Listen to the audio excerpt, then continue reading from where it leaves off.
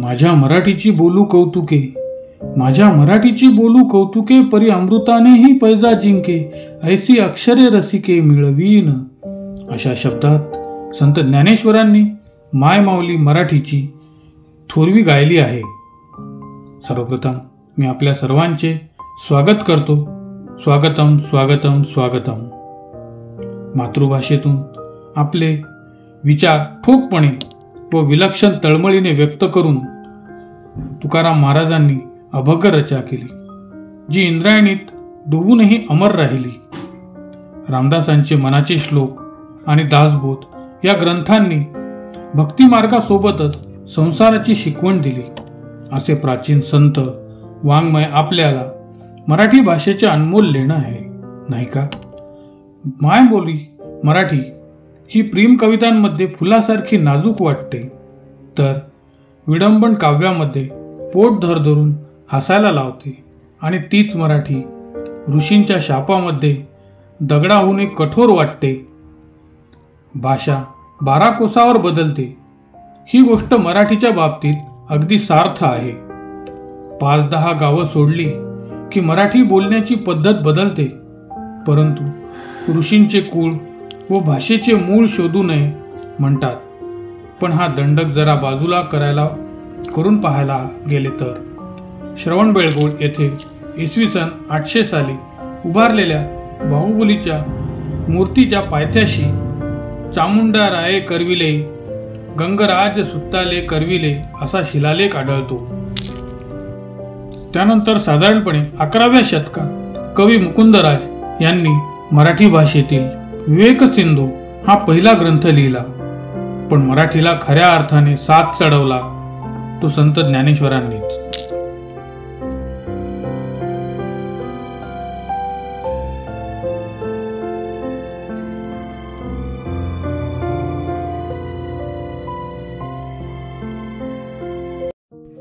स्वभाव ही अशी गोष्ट आहे की जी नेहमीसाठी सर्वांना प्रिय बनवते. कितीही कुणापासूनही दूर व्हा, परंतु चांगल्या स्वभावामुळे कोणत्या ना कोणत्या क्षणी तुमची आठवण होतच असते. म्हणूनच स्वभाव सुद्धा माणसाने कमावलेले सर्वात मोठे धन आहे.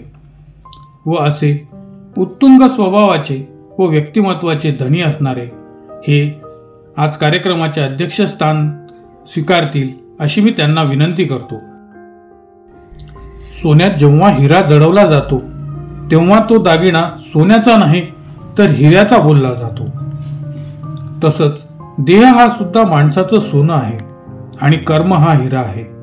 हिऱ्यामुळे जसं सोन्याचं मूल्य वाढतं, तसंच चांगल्या कर्मामुळेच देहाचं मूल्य वाढतं. आजचे आपले प्रमुख पाहुणे हे आपले स्थान ग्रहण करतील अशी मी त्यांना विनंती करतो. मराठी ही इंडो युरोपियन भाषाकुलातील एक भाषा आहे. भारतातील प्रमुख 22 भाषांपैकी मराठी एक आहे. महाराष्ट्र आणि गोवा या राज्यातील मराठी ही अधिकृत राजभाषा आहे. मराठी मातृभाषा असणाऱ्या लोकसंख्येनुसार मराठी ही जगातील 15वी व भारतातील 3री भाषा आहे. 2001 सालच्या मराठी बोलणाऱ्यांची एकूण लोकसंख्या जर पाहिली तर ती अनेक आहे. मराठी भाषा 9व्या शतकापासून प्रचलित आहे.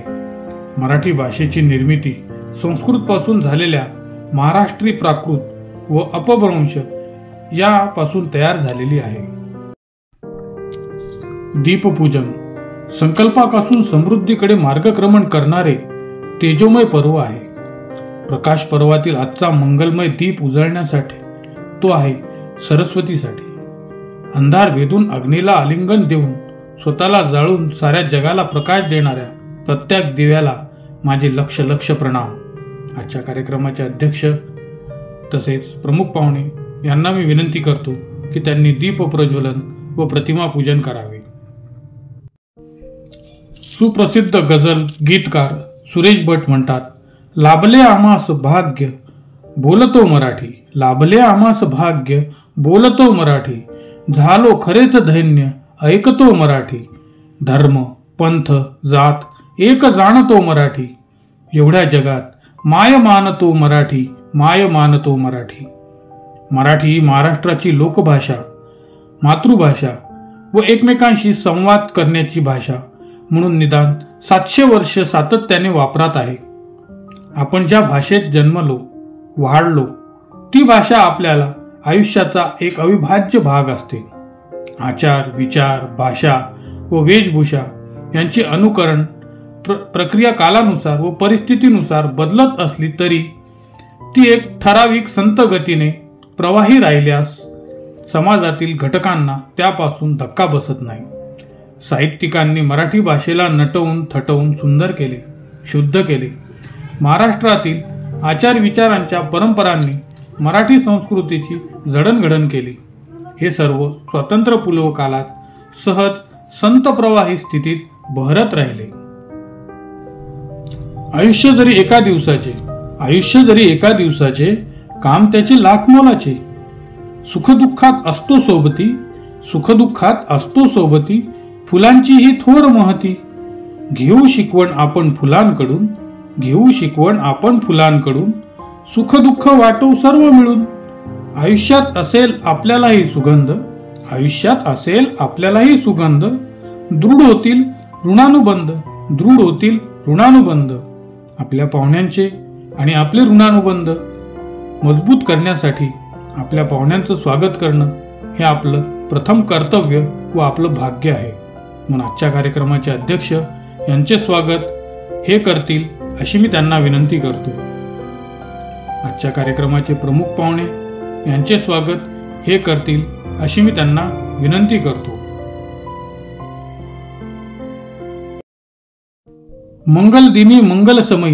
मंगलदिनी मंगलसमयी झाले आपले आगमन येथे. करीतो स्वागत हर्षभराने प्रेमे गाऊनी स्वागत गीत येथे. अतिथी देवो भव म्हणूनच फक्त पुष्पगुच्छाचं स्वागत पुरेसं ठरणार नसल्याने शब्दसमनांनी स्वागत करण्यासाठी मी यांना आमंत्रित करतो. मराठी असे आमुची मायबोली. 27 फेब्रुवारी हा कविश्रेष्ठ कुसुमाग्रजांचा जन्मदिन आपण सारे मराठी भाषा दिन म्हणून साजरा करतो. मराठीला दुसरे ज्ञानपीठ मिळवून देणारे कुसुमाग्रज हे महान कवी या मातीत जन्मले, हेही आपले भाग्य होय.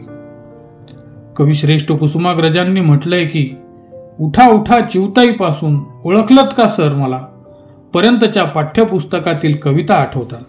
तशाच पृथ्वीचे प्रेमगीत, स्वप्नांची समाप्ती, अहिनकुल, गरजा जय जयकार अशा या अजरामर कविता आठवतात. पण मराठी भाषा दिनाच्या निमित्ताने विचार करू लागलो की 50ची उमर गाठली, अभिवादन मज करू नका, मीच विनविते हात जोडूनी, वाट वाकडी धरू नका, हा त्यांचा फटका आठवतो. मराठी भाषेची झालेली दैन्यावस्था कुसुमाग्रजांनी या फटक्यातून मांडली. शासनाने त्या कवितेची पोस्टर बनवली, शिधापत्रिकेवर त्यातल्या काही ओळी छापल्या आणि कर्तव्यपूर्तीचा श्वास घेतला. पण मराठीचे दशावतार संपले नाहीत, संपण्याची चिन्ह नाहीत. मराठी कवींनी मराठी भाषेबद्दल वेळोवेळी रचना केल्या आहेत. त्यातून मराठीचा अभिमान तर व्यक्त होतोच. सूर्य बोलत नाही, त्याचा प्रकाशच त्याचा परिचय देत असतो. उत्तम कार्य करत राहा, लोकच तुमचा परिचय देतील. असे सूर्याचे तेज असलेले व सदैव उत्तम कार्य करून आपल्यासाठी आदर्श निर्माण करणारे आजचे आपले पाहुणे यांचा परिचय करून देण्यासाठी मी यांना आमंत्रित करतो. सर्व फुलात गुलाबाला महत्त्व आहे, अंधारात प्रकाशाला महत्त्व आहे, दुःखात सुखाला महत्त्व आहे, तसेच कार्यक्रमात प्रास्ताविकाला महत्त्व आहे. म्हणून आजच्या कार्यक्रमाचे प्रास्ताविक हे सादर करतील अशी मी त्यांना विनंती करतो. कविश्रेष्ठ कुसुमाग्रज म्हणजेच विष्णू वामन शिरवाडकर यांचा परिचय करून द्यायचा झाला. त्यांचा जन्म 27 फेब्रुवारी 1912 पुणे येथे झाला.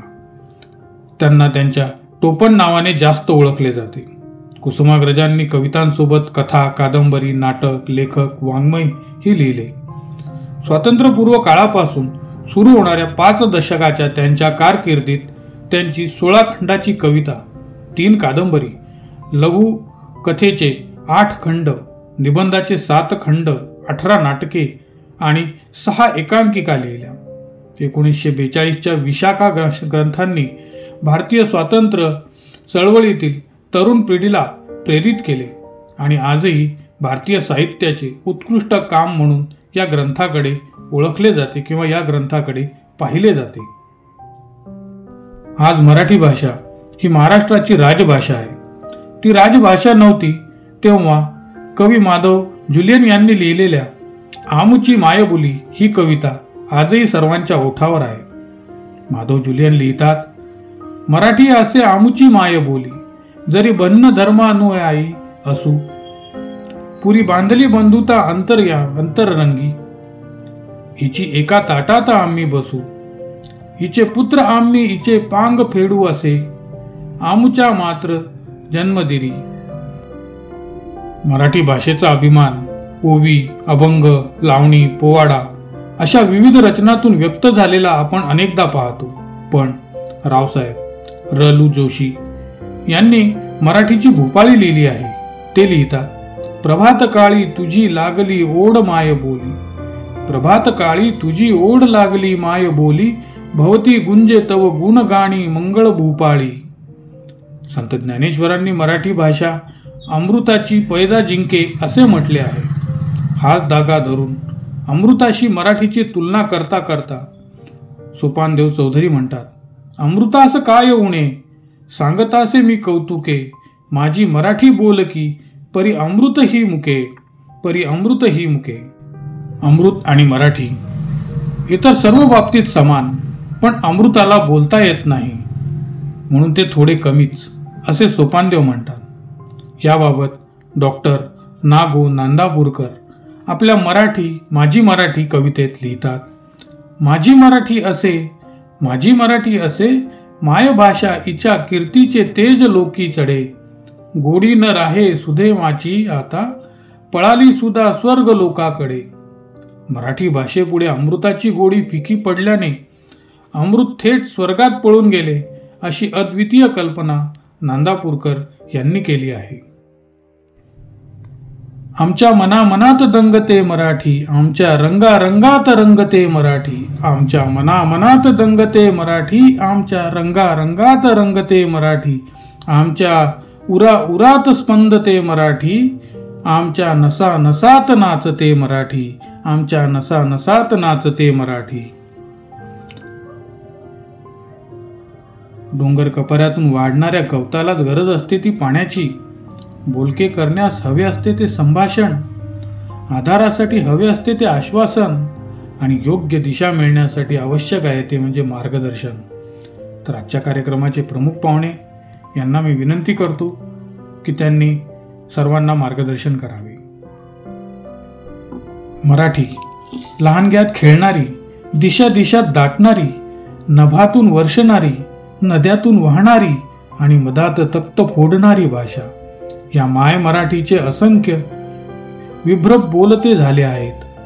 कविवर्य सुरेश भट यांच्या या रचनेतून आपल्याला दिसून येते, लाभले आम्हास भाग्य बोलतो मराठी, लाभले आम्हास भाग्य बोलतो मराठी, झालो खरेच धन्य एक तो मराठी, धर्म पंथ जात एक जाणतो मराठी, एवढ्या जगात माय मानतो मराठी, एवढ्या जगात माय मानतो मराठी.